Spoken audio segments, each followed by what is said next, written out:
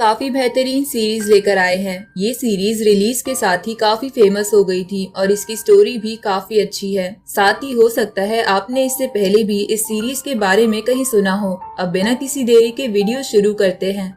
तो कहानी की शुरुआत होती है और हमें पता चलता है कि आज मौसम साफ होने के कारण चांद बिल्कुल साफ दिखने वाला था और इसलिए आज सभी एस्ट्रोनॉट भी चांद को देखने वाले थे। तभी हम एक बच्चे को देखते हैं जो हमारी कहानी का हीरो है। वो बच्चा भी चांद को देखने अपनी छत पर आया था और वो दूरबीन की मदद से चांद को देखने लगता है।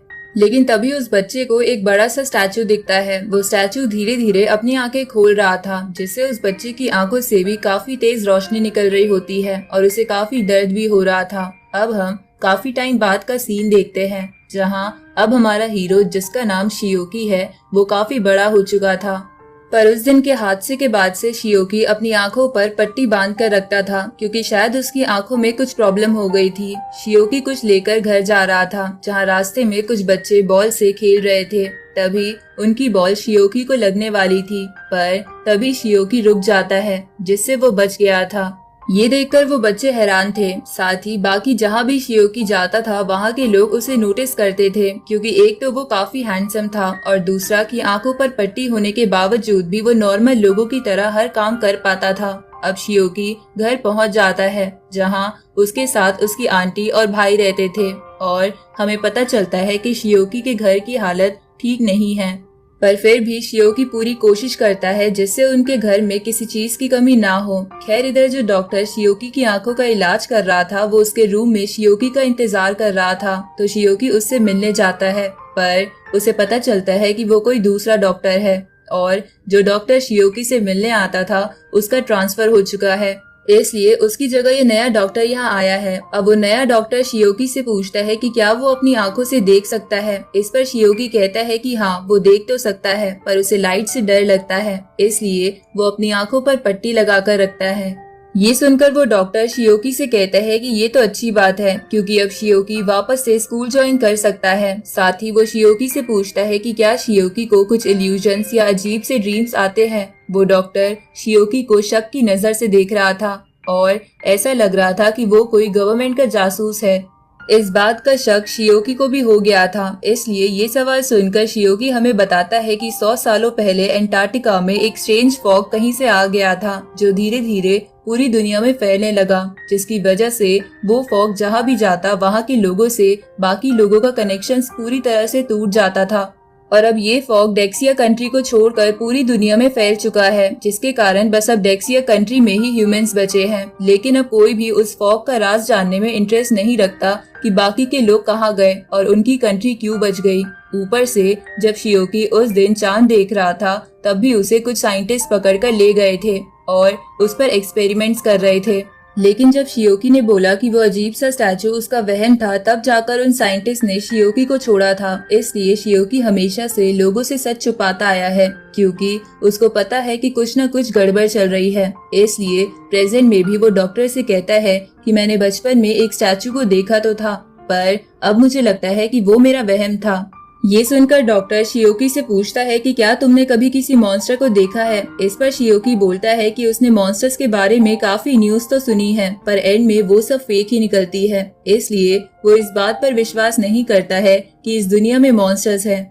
तभी सीन शिफ्ट होता है और हम एक आदमी को देखते हैं जिसके पीछे कई सारे खतरनाक मॉन्स्टर्स लगे थे और वो उनसे जान बचाकर भाग रहा था। लेकिन उसी वक्त वहाँ कुछ सुपर पावर्स वाले लोग आ जाते हैं, जहाँ सभी के पास अलग अलग मैजिकल वेपन थे और उन सबको एयरफोन्स के जरिए उनका टीममेट गाइड कर रहा था। अब वो सब लोग एक एक कर उन सब मॉन्स्टर्स को मार देते हैं और जितने भी लोग वहाँ थे उन सबकी याददाश्त एक बेल की मदद से मिटा देते हैं कि वहाँ कोई मॉन्स्टर था।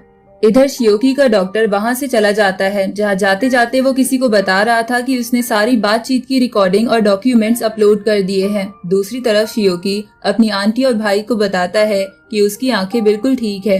ये सुनकर सभी काफी खुश हो जाते हैं और शियोकी को जल्दी से स्कूल ज्वाइन करने को कहते हैं। इसके बाद शियोकी अपने रूम में आ जाता है और मन में अपनी आंटी से माफी मांगता है, क्योंकि आज तक शियोकी ने उनसे झूठ बोला है कि उसकी आंखें ठीक है, क्योंकि वो जब भी अपनी आंखें खोलता है उसे कुछ अजीब से विजन दिखने लगते हैं।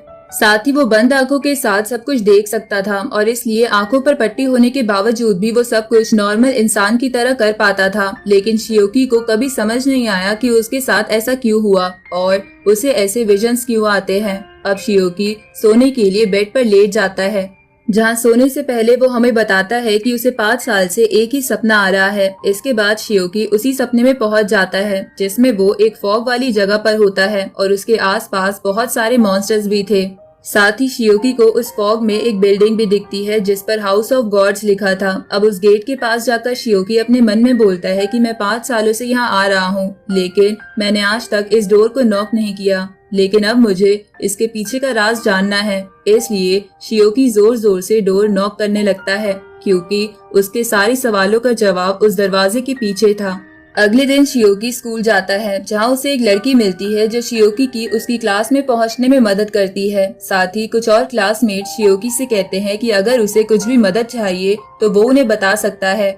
ये सुनकर शियोकी उनसे पूछता है कि उन लोगों को उसका नाम कैसे पता। इस पर वो लोग बताते हैं कि शियोकी की आंट सुबह सुबह उनसे मिलने आई थी और उन्हीं ने शियोकी का नाम बताकर उन सबको शियोकी की मदद करने के लिए कहा था। ये सुनकर शियोकी सोचता है कि उसकी आंट उसका बहुत ध्यान रखती है और इतनी एज हो जाने के बाद भी कितना काम करती है। इसलिए शियोकी मन में बोलता है कि वो अच्छे से पढ़ाई करेगा और धीरे धीरे अपने घर के हालात सुधार कर अपनी आंट को एक अच्छी लाइफ देगा। अब रात को वो सभी क्लासमेट शियोकी को घर छोड़ने जाने लगते हैं तो शियोकी उनसे कहता है कि इसकी कोई जरूरत नहीं है, वो अपने आप घर चला जाएगा। इस पर वो क्लासमेट्स कहते हैं कि उन्होंने उसकी आंट से वादा करा है, इसलिए वो उसे छोड़ने के बाद ही अपने अपने घर जाएंगे। ये सुनकर शियोकी को काफी अच्छा लगता है क्योंकि बचपन से शियोकी को लोग पागल समझते थे क्योंकि शियोकी उस स्टैचू वाली बातें बड़बड़ाता रहता था। अब उनमें से एक क्लासमेट का घर पास में ही था। साथ ही वो शियोकी से जल रहा था क्योंकि उसके दोस्त उसकी बहुत मदद कर रहे थे। इसलिए वो उन लोगों से कहता है कि मैं यहाँ से अकेला चला जाऊंगा क्योंकि मेरा घर पास में है। इसके बाद वो वहाँ से चला जाता है, जहाँ उसके जाने के बाद उन सबको बहुत गंदी स्मेल आने लगती है। तभी वो लोग देखते हैं कि अंधेरी गली से उनकी ओर एक खतरनाक मॉन्स्टर आ रहा है। दूसरी तरफ हम उसी सुपर हीरो वाली टीम के एक मेंबर को देखते हैं जिसे भी इस बात का पता चल गया था। इसलिए वो अपनी टीम के जाओ से जल्दी से उस जगह पर जाने को कहता है और उस जगह पर एक बैरियर बनाने को कहता है ताकि वो मॉन्स्टर्स इंसानों को नुकसान ना पहुंचा पाए। इधर उन क्लासमेट्स में से 2 जने उस मॉन्स्टर को देखकर भाग जाते हैं और तभी वो मॉन्स्टर उस लड़की पर हमला करने वाला था जिसने शियोकी की क्लास तक पहुंचने में मदद की थी। लेकिन शियोकी अपनी छड़ी से उस मॉन्स्टर को रोक लेता है और इतने समय में वो लड़की भी वहाँ से भाग जाती है, जिसके बाद शियोकी दूसरी तरफ भागने लगता है पर वो मॉन्स्टर उसका पीछा नहीं छोड़ रहा था। तभी सामने से एक और मॉन्स्टर आ जाता है जो एक इंसानी हाथ को खा रहा था। इधर जाओ अपने कुछ ब्लड ड्रॉप्स का इस्तेमाल करके उस जगह पर बैरियर बना देता है। साथ ही वो सुपर हीरो वाली टीम भी लगभग वहां पहुंच गई थी। दूसरी तरफ शियोकी पर वो पीछे वाला मॉन्स्टर अटैक करता है, जिसे लड़ते हुए शियोकी बोलता है कि बचपन से लोग उसे पागल समझते थे, जिसकी वजह से उसे घर में रहना पड़ता था और अब वो स्कूल जा पा रहा है, इसलिए वो इस गंदी शक्ल वाले मॉन्स्टर के हाथों नहीं मरने वाला। उसी वक्त वो मॉन्स्टर शियोकी को पीछे फेंक देता है। साथ ही उसके पंजों की वजह से शियोकी की आंखों की पट्टी भी कट गई थी, जिसकी वजह से शियोकी को वही विजन्स आने लगते हैं कि वो उसी गॉड वाले दरवाजे के सामने है और जोर जोर से डोर नॉक कर रहा है। इधर असलियत में शियोकी अपनी छड़ी उस मॉन्स्टर में घुसा देता है तो मॉन्स्टर शियोकी को कंधे पर काट लेता है। साथ ही वहाँ और भी बहुत सारे मॉन्स्टर आ जाते हैं जो शियोकी का सर धड़ से अलग करने लगते हैं। लेकिन इधर शियोकी के जोर जोर से नॉक करने के कारण वो डोर ओपन होने लगता है, जहाँ जैसे जैसे वो डोर ओपन हो रहा था वैसे वैसे शियोकी की आंखों से तेज रोशनी निकलने लगती है, जिसे सभी मॉन्स्टर शियोकी से दूर हो जाते हैं। साथ ही वो रोशनी दूर से भी देखी जा सकती थी। ऊपर से शियोकी की रोशनी के कारण उसके आसपास की खिड़कियों के ग्लास पिघलने लगते हैं। दूसरी तरफ सुपर हीरो की टीम भी उस लाइट को देख लेती है और वो सोचने लगते हैं कि ये इतनी पावरफुल एनर्जी किस चीज की है। तभी उनका साथी बताता है कि ये एक डिवाइन पावर है, वो भी किंग ऑफ एंजल्स की। लगता है अर्थ पर एक नया गॉड आ गया है। इधर शियोकी को गेट खुलने के बाद एक बिल्डिंग दिखती है जिसके कमरों पे अलग अलग सिंबल बने हुए थे। तभी उसकी आंखों की रोशनी बंद हो जाती है तो एक मॉन्स्टर शियोकी पर हमला करता है, लेकिन शियोकी को अपनी नई पावर्स की वजह से वो बहुत स्लो दिखाई दे रहा था। तभी शियोकी उसे धीरे से अपनी छड़ी मारता है और वो मॉन्स्टर बहुत दूर जाकर मर जाता है। अब शियोकी अपनी पावर से एक एक कर सभी मॉन्स्टर्स को मारने लगता है। तभी वहाँ जाओ भी आ जाता है, जो अपनी स्वॉर्ड से आखिरी मॉन्स्टर को काफी कूल तरीके से मार देता है। ये देखकर शियोकी भी थोड़ा हैरान होता है, पर फिर शियोकी वहाँ से अपने घर जाने लगता है। तभी सीन शिफ्ट होता है और हम कुछ मूर्तियों को देखते हैं जो गॉड्स की ही थी, और वो जगह एक एंशिएंट गॉड चर्च था। तभी वहाँ एक मास्क पहना आदमी आता है, जो सभी को बताता है कि एक नया एजेंट ऑफ गॉड आ चुका है और उसके साथ किंग ऑफ एंजल मिशेल भी है। ये सुनकर वो लोग कहते हैं कि उसे यहाँ लाओ और कोशिश करना उसे जिंदा लाने की। फिर हम एक आदमी को देखते हैं जो ट्रक लेकर जा रहा था और उसके ट्रक में बहुत सारे मॉन्स्टर्स थे। वहीं शियोकी वापस अपने घर आ चुका था, जहाँ उसे देखकर उसका भाई उसे पूछता है कि वो लेट कैसे हो गया। इस पर शियोकी उससे कहता है कि वो किसी ट्रबल में फंस गया था। अब ये बोलकर वो अपने रूम में जाकर सो जाता है। फिर शियोकी वापस उस मेंशन ऑफ गॉड्स में पहुंच जाता है और उस मेंशन के अंदर गॉड्स का पागल खाना था, जिसे देखकर शियोकी कहता है कि ये तो बिल्कुल उसी पागल खाने जैसा लग रहा है जहां मैं बचपन में रहा करता था। अब शियोकी उसी हॉस्पिटल के अंदर जाता है, लेकिन वो जगह उसे मेंटल हॉस्पिटल से बिल्कुल अलग थी।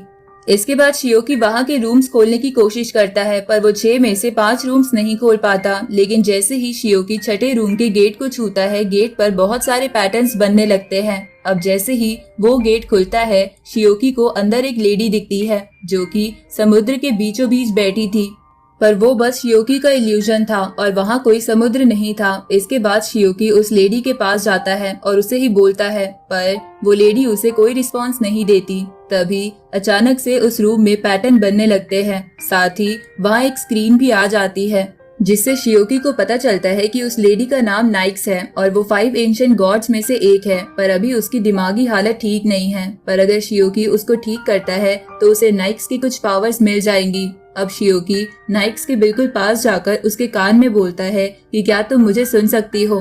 तभी नाइक्स उसकी तरफ तुरंत ही मुड़ते हुए कहती है कि बेटा, आखिर इतने सालों बाद तुम आ ही गए।